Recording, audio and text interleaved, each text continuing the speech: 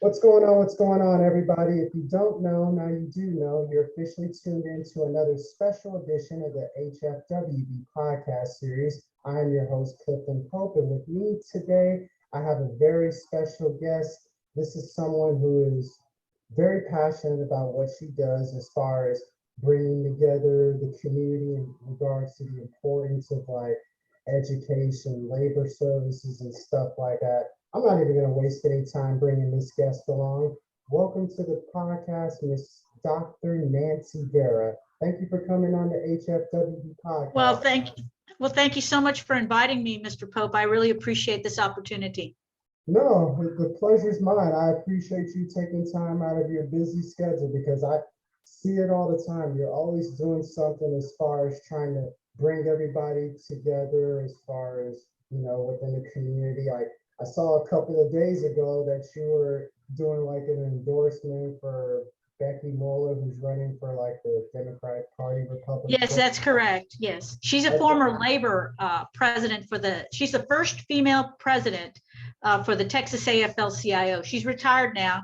She's from Corpus Christi originally, but she came back. So we're excited that she's taking on this position.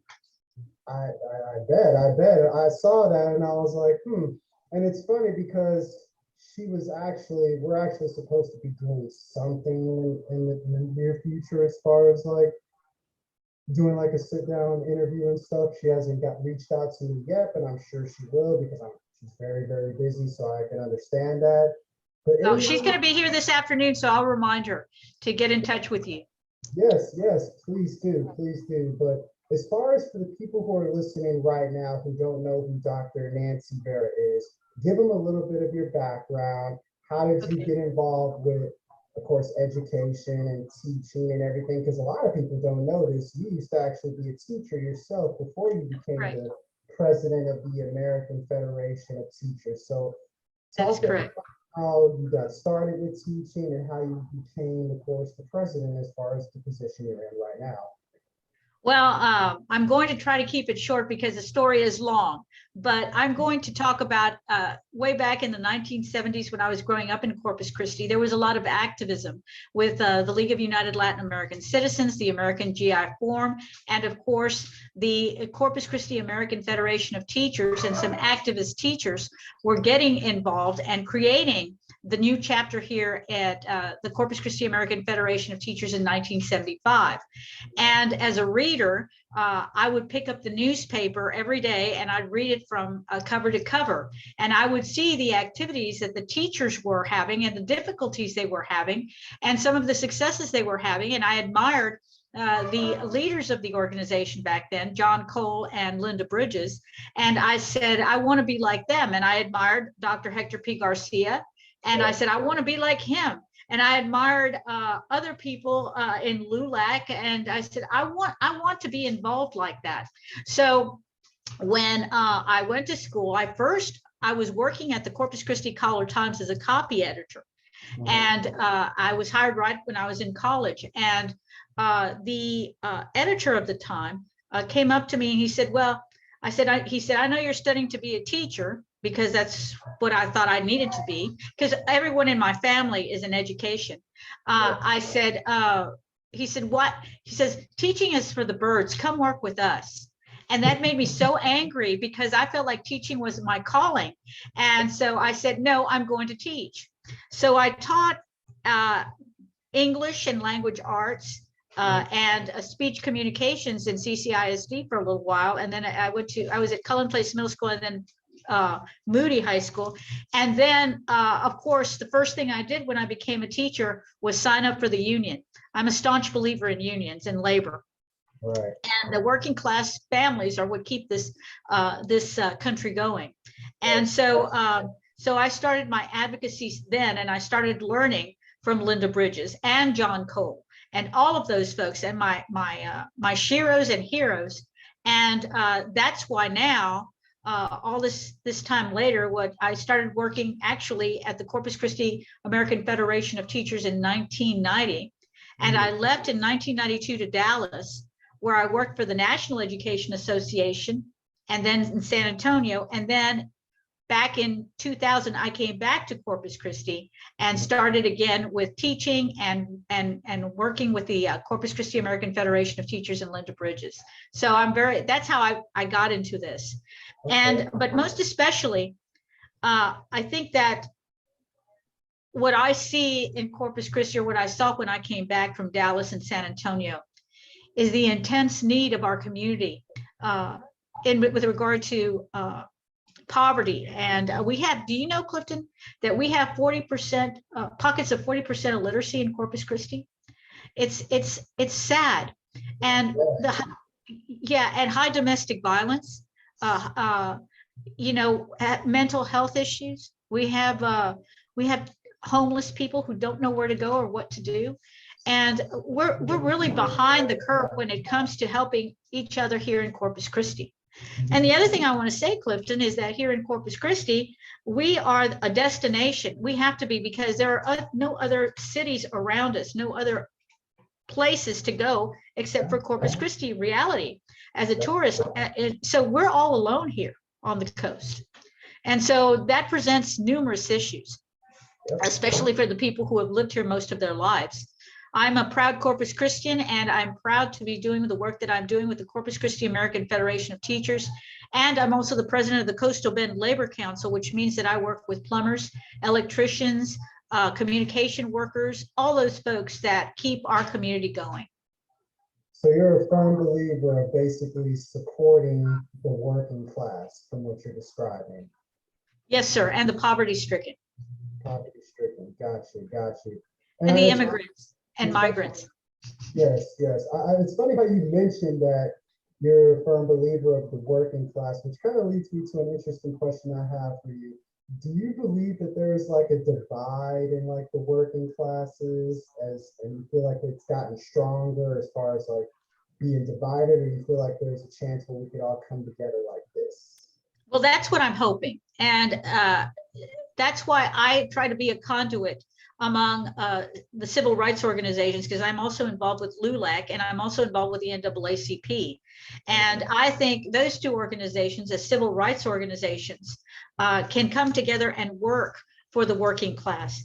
But is there a divide in Corpus Christi? I don't see it as a divide among the working class.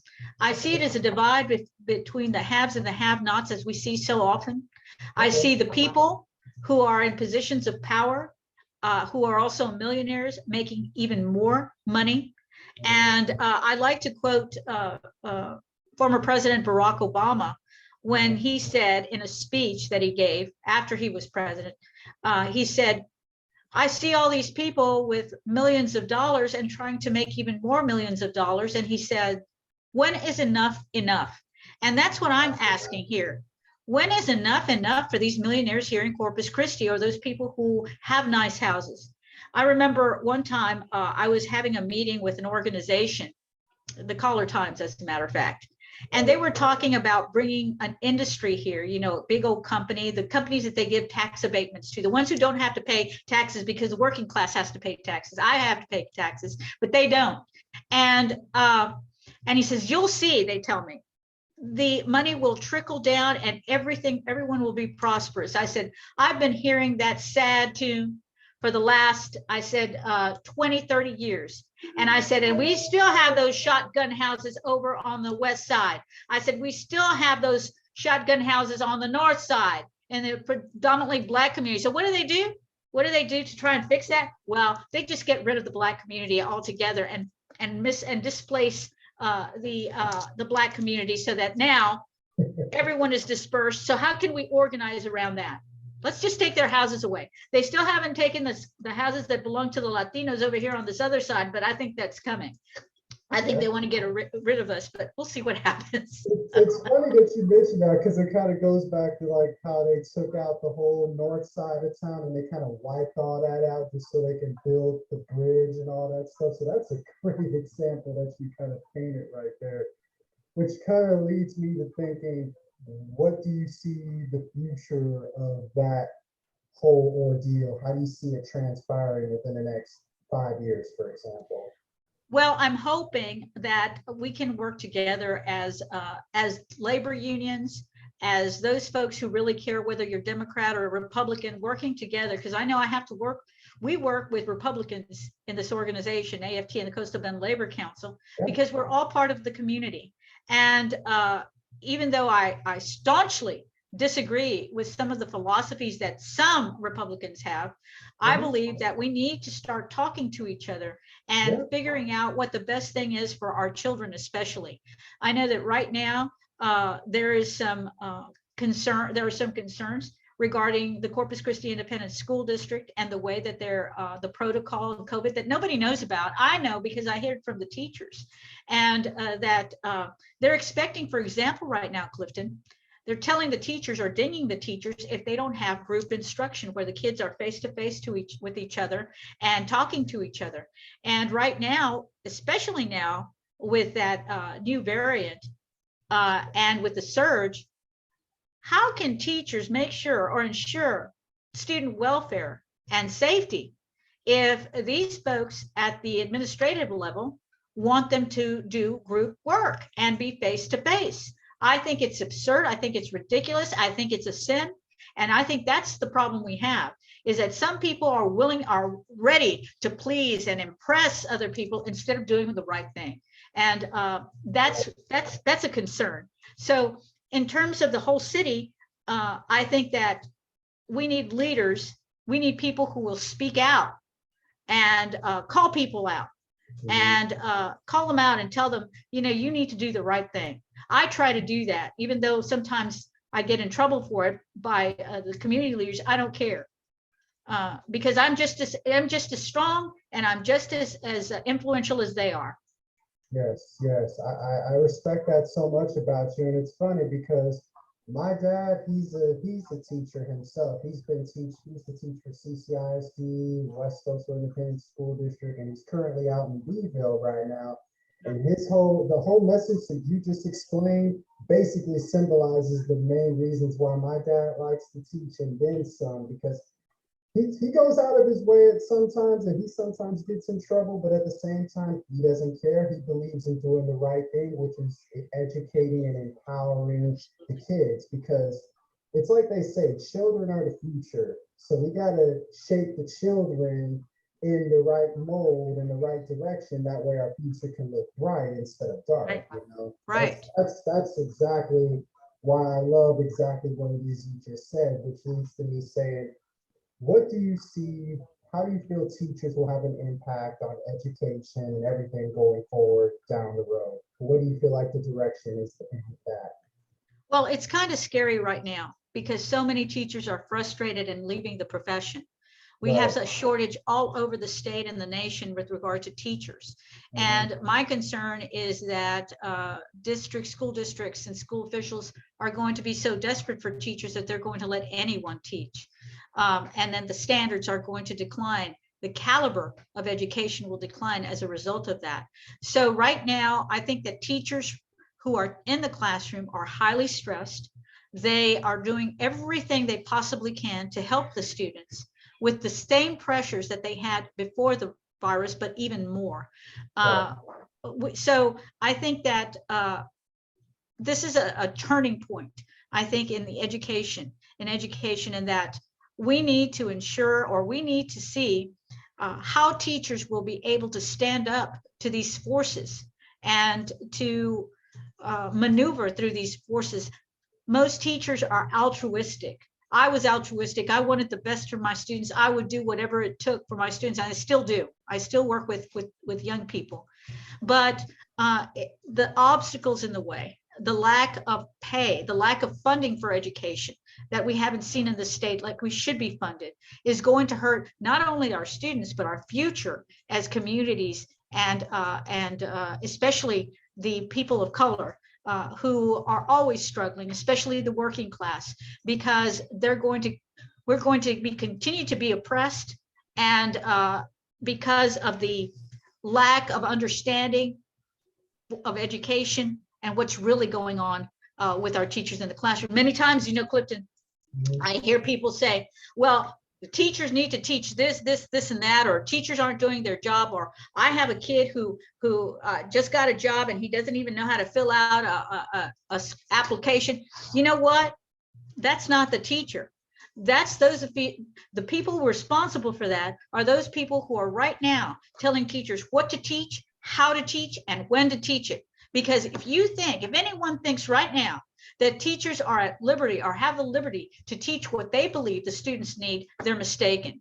Because we are hounded about the curriculum for the standardized tests that may or may not even impact the happiness and the successful lives of the children in the future or our communities. It's all a money-making, racketeering type of business. And our kids our money should not be made on the backs of our children or our future.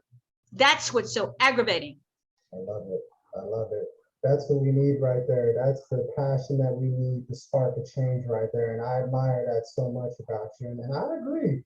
I'm not disagreeing with you. That's stuff that I've been talking about with people who, like for instance, my dad, who's a teacher, people who I know who are heavily involved in education. They're basically saying the same thing that you're saying. They just don't have the guts to say it and to speak about it more. And that's the problem, like you just mentioned. We need more people to speak out on it so we could spark the change.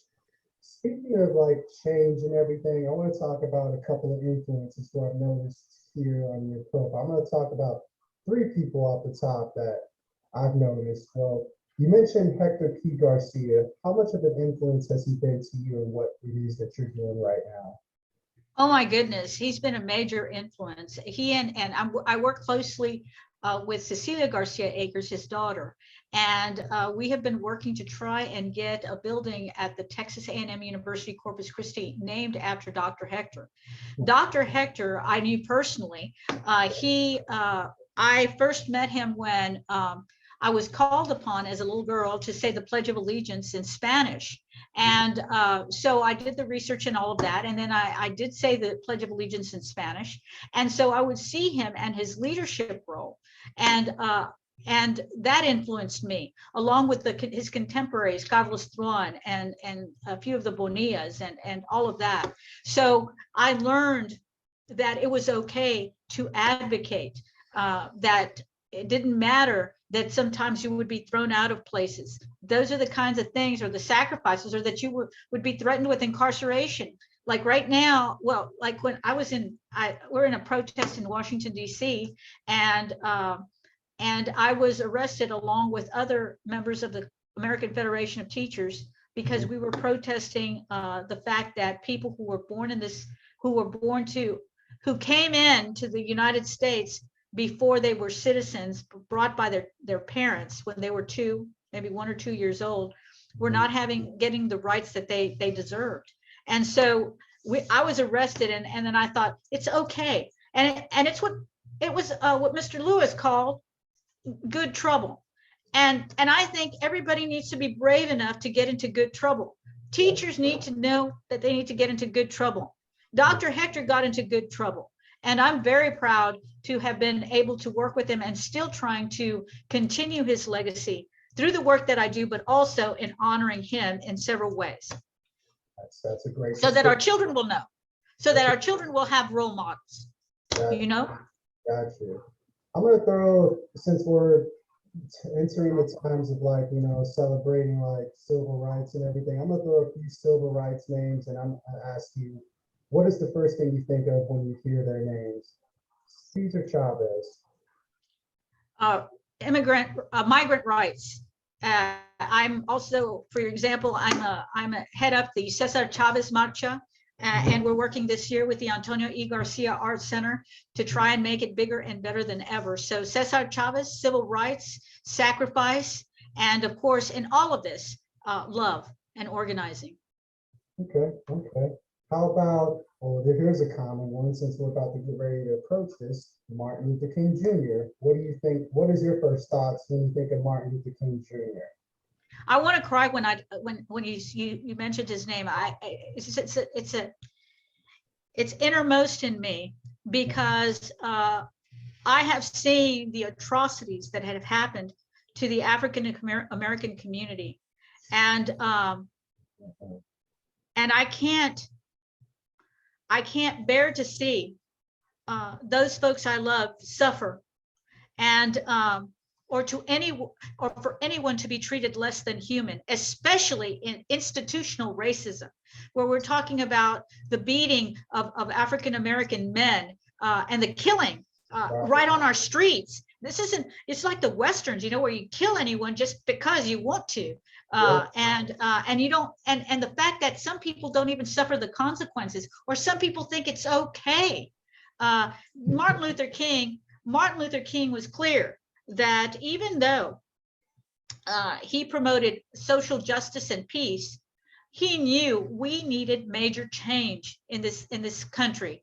And I don't know if it's gotten worse, but we need another Martin Luther King. Maybe you can be him, Clifton. I appreciate that. I really do. Here's one name that gets overlooked a lot and isn't taught enough. What do you think of when you hear Malcolm X? You know, I like Malcolm X. I know he believed in violence, and he thought that Martin Luther King sometimes was too peaceful, and Cesar Chavez. But I think he brought attention to the need and to the desperation of people to be treated as human beings and not as less than. And so I like Malcolm X, and I like what he did, and I studied Malcolm X. Okay. I may do some Malcolm X here someday. That's a name that gets overlooked a lot when it comes to people that's right. Talk about Martin. I mean, nothing wrong with Martin Luther King and, you know, Rosa Parks and everybody, but we got to bring more attention to Malcolm X for what his accomplishments did. A lot of people don't realize he went through so much, as far as he had such a big transformation in prison that led him getting into what he is doing. And yeah, he may have had slight differences with Martin Luther King Jr. and every other civil rights leader, but he basically represented the same thing that they represented. He just took more of a by any means necessary, or I'm gonna basically put my foot down if I have to approach. And I respect that about him. And that's something that's honestly needed more than ever, especially in the times that we're in, I personally feel like. But overall, I want to ask you, of course, one more question before we start to wrap things up here. Where do you see the Corpus Christi American Federation of Teachers in the next 5 years? Where do you see it? Well, first of all, Clifton, I want to point this out to you. All you mentioned to me were male civil rights leaders. I'd like to say that female civil rights leaders as well. Go ahead. I'd like to say that there have been several women here from Corpus Christi have done well, and Dr. Hector's sister, Dr. Cleo Garcia, and his wife, even, who Dr. Hector's wife was received her doctorate, her doctorate. And but I think that one person that is often overlooked, not necessarily for civil rights, but for someone who accomplished, as her parents were migrant workers. She grew up in poverty in Robstown. She was born in Corpus Christi, and she went on to become a county clerk, an attorney, first of all, graduated from the University of Texas Law School. And then she, and I bet you don't know who I'm talking about yet, and she went on to become the first county court at law Latina judge, one of the first Nueces County Court at Law judges, and then district court judge, U.S. District Court judge. And she became a federal judge, the first Latina from Texas to be named a federal judge, and by the Clinton administration. And that person is Judge Hilda Tagle. And my question is this. My question is this, Clifton. Why are we naming everything about all of these political officials and all of that? We don't have one woman of color, not Judge Tagle, Hilda Tagle, who is the one I'm talking about. We need something for Alice Upshaw Hawkins. Instead, we make a big sign at Cole Park for a white supremacist KKK man, E.B. Cole. What's wrong with that picture?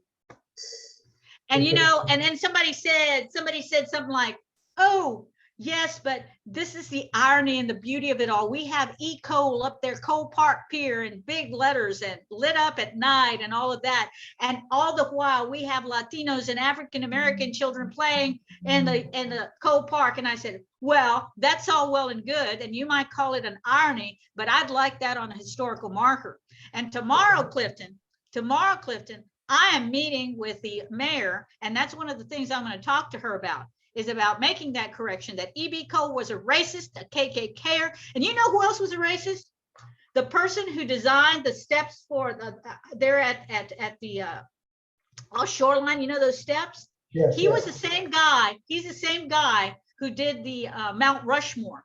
And at a time when I went to Leadership Corpus Christi for that class that I don't, anyway, they wanted to build a statue of that fool out in the bay. And a few of us, even the most conservative Republican in that class, said, no, we're not going to do that.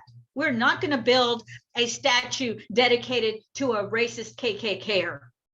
And here we are, all these years later, with E. Cole up in lights. Oh no. Do you know that fool, along with other fools back then, the white supremacists, protested when Dr. Cleo Garcia, Dr. Hector's sister, was wanting to purchase her home on Ocean Drive?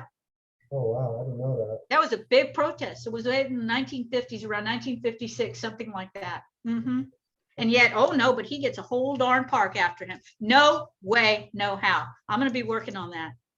And you just gave us an exclusive here as far as what's to come for yourself, for all the people who are listening right now. And we appreciate that, Nancy. We really do. So let me rephrase that question in regards to what you just said. Who do you feel, as far as in women, who is the most influential women figure that has made an impact on your life? Oh my goodness. My mother, first of all. She was ahead of her time. She believed in education. She believed in reading, and a lot of the research. I did my dissertation on Mexican American leaders in Corpus Christi post the Dr. Hector P. Garcia era. And one of the founding things that I found out about these leaders is that they all had a love for reading. Even Judge Staglia, when I spent, she was a librarian too, and she loved reading. Yeah. So I would have to say my mother first, but then I also knew Dr. Cleo Garcia. She was influential. My grandmother, Manuela Ornelas Rios, my mother, Maria Teresa Rios. And I think I grew up in a family of a lot of cousins and women and no fear. I think that Barbara Jordan, as a national figure, had a big influence on my life. I was so impressed with everything she said and everything she did. So those are the women that have really influenced me and in my teaching and in my life. That's great. That's great. And for those who are listening right now, for all the ladies who are listening to this episode right now, this is the time for you to step up and make a difference and to add to that list that Dr. Nancy Vera just mentioned, because we need more women to, of course, stand on that same pedestal as a man, as far as like, we need more change, we need to make a difference, we need more of that, definitely. And I respect right that. And one person right now who's a big influence on me right now, I mean, she'd call me and tell me, she can tell me whatever she wants, is Alice Upshaw Hawkins. Now, Alice is the first African-American Black woman on the Corpus Christi ISD school board. And she has accomplished a lot. She advocates for the children. She was a teacher, and she is just a great human being. So Alice Hawkins right now is influential in my life. There we go. All the influence is made right there. Now, before we start to wrap everything up here, I just have a couple of quick questions I want to ask you. You just be as honest as you possibly can. What is the first thing you do or think of whenever you wake up every single morning, as far as your overall morning routine? You want me to say something deep or the truth? I'm going to say, I need to feed my cats. I'm all for honesty. I need to feed my cats, but really, I also think, how am I going to accomplish what we need to accomplish here today in our community and in my life and in the lives of others. Because it's like Mother Teresa of Calcutta said, what else is there but helping others? And I think that that's the philosophy that I live by. What else is there? I mean, you can have all the riches, and even though, frankly, I'm comfortable. I have my job. I have a roof over my head. I have a vehicle. I can pay all my bills. I eat well. So I'm quite blessed in that sense, but other people are not. And that's why I try to keep on pushing that agenda, that we need to help others. I admire the work, for example, of Reverend Bruce Wilson, who helps the homeless. One right now, you're going to see an up and coming leader, Esmeralda Teran, who is the director of the Antonio E. Garcia Art Center. He's doing marvelous work for the children there on the West Side. And those are the people I admire. And those are the people that I think about. How am I going to help them? How can we make life better? Or even Eddie Canales from the South Texas Human Rights Center, who identifies or who helps by putting water out for human beings who are crossing the border. It's really sad, Clifton, when bodies are found of children in the desert coming to the United States for a better life, and they die. And as they are dying, birds are eating them and poking out their eyes, and they have a rosary in one hand and a phone in the other. How can we sit back, like many people do, and say that's okay? It's not okay. We are human beings. We need to love each other. We need to do for each other. And that's what we have to think about every day. That's a great answer and a great response to that. My next question that I have for you, and this is kind of me bringing you into my world a little bit. Okay. What is health and wealth to you? Like, what is your personal? What is what now? What is what? I'm sorry. What is health and wealth to you, as far as your own personal definition and meaning to it in your life at the moment? Well, my wealth is my family and my friends. That's what I consider wealthy. And as far as health is them being healthy, I think health can be considered in several different types of ways. The health of the economy, the health of human beings, of course, the health of organizations, how well they're doing, if they are accomplishing their goals, if they're sticking to their goals, if they're staying true to those goals. And so, and to me personally, as health, I need to make sure that as I grow older, that I don't get so sick that I can't continue to do the work or for the causes that I espouse.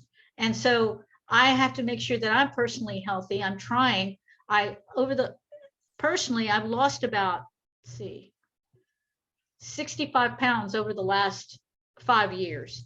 And yeah, some of that was through exercise and nutrition. Some of that was because of illness, but I think that it's very difficult, especially in Corpus Christi, with the high number of diabetics, and we need to ensure that everybody stays healthy, but we also need to provide health insurance for everyone so they can have access to good medical care, which is something that in our communities of color we lack. And I think that is one of the goals. I know that when Trump was in office, he gave a lot of money for drug addiction, opioids, drug addiction. But opioids, however, are not that that's a bad thing. I think it's a good thing, but it's the addiction of the rich, because poor people can't afford opioids. And so everything is geared toward the haves. I think that we need to refocus, we need to recalibrate, and start focusing in on the things that matter. And that's exactly what I'm going to tell our Mayor Paulette Guajardo tomorrow.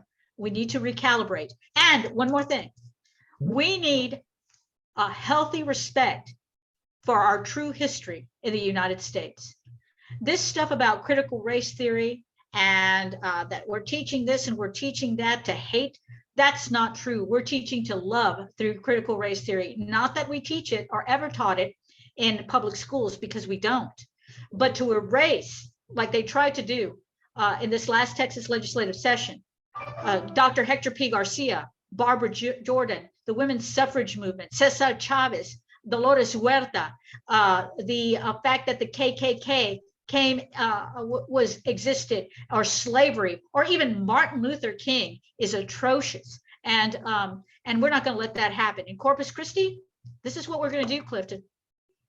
And we're working on is we're going to start lauding our community and community members, the people in the African American community, the people in the Mexican American community, all peoples in labor and the judicial system. And we're going to start lauding, of course, the LGBTQIA plus community, which I think is the most ostracized and oppressed of all. And so I think what we all need to do is learn how to live, and Corpus Christi, through our actions and through our work, should be an example, the example for the entire country. That's what I think, Clifton. That's great. And I'm right there with you 100% in regards to that. My last question that I have for you, and this should be an and we didn't even talk about domestic violence, Clifton. That's another issue that we have to save for like another day for sure. Right, that's right. Talk about that down the road. But my last question that I have for you before I wrap things up, what would you tell yourself 10 years ago? And where do you see yourself in 10 years?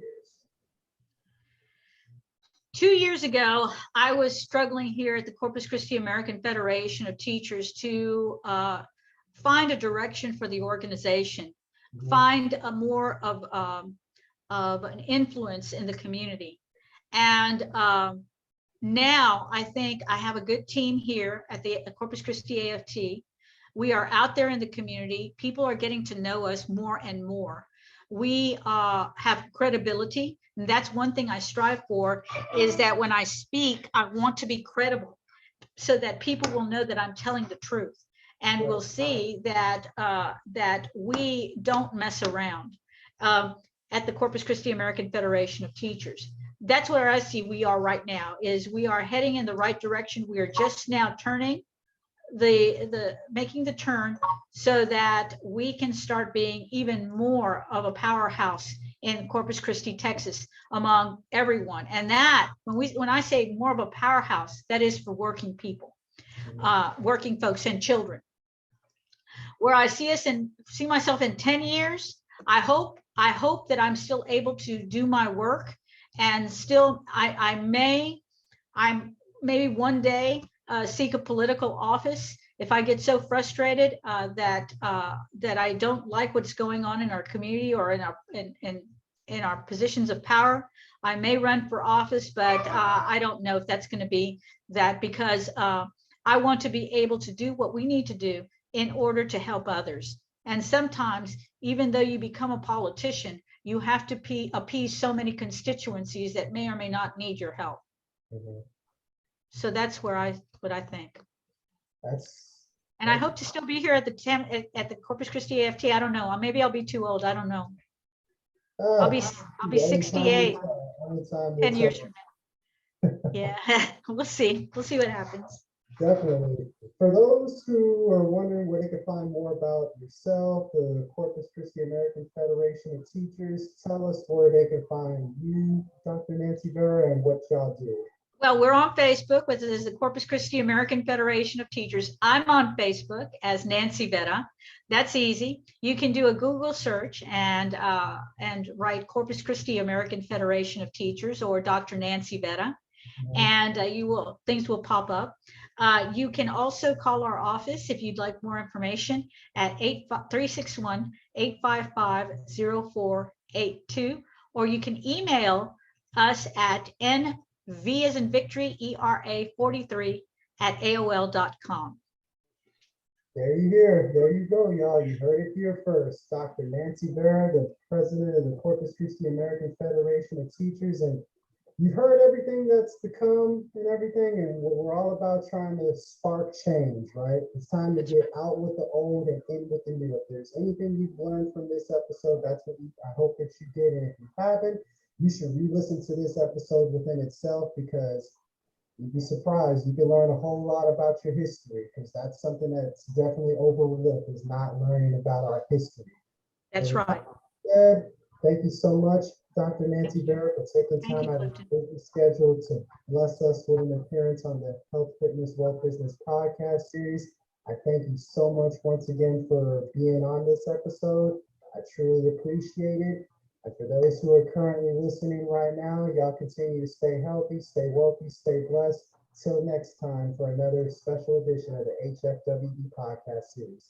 Take care, y'all.